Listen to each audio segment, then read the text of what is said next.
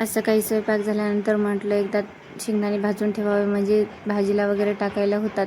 आणि नंतर दुपारच्या वेळेस मल्हारला इथे सॅरेलेक्स बनवायचं होतं. मला त्याचं सॅरेलेक्स संपलं होतं. इथे मुगाची डाळ आणि तांदूळ असे दोन्ही घेऊन त्याला 3 वेळेस पाण्याने स्वच्छ धुवून घ्यायचं. 3-4 वेळेस असं स्वच्छ धुवून घेतल्यानंतर मग फॅनच्या खाली वाळायला टाकायचं.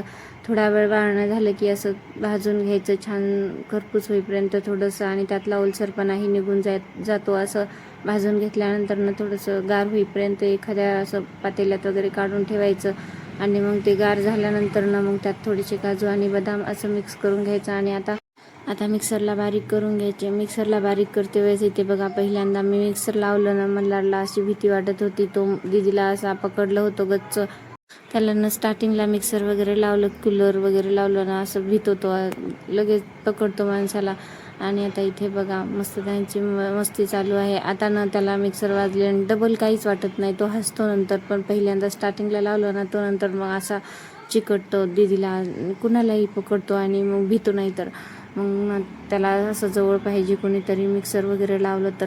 आणि इथे मग तू आता मला घे म्हणत होता, मग त्याला इथे घेऊन बसले आता खाली. आता म्हटलं सॅरेलेक्स पण झाले, आता एखाद्या पातेल्यात काढून ठेवायचं गार होईपर्यंत.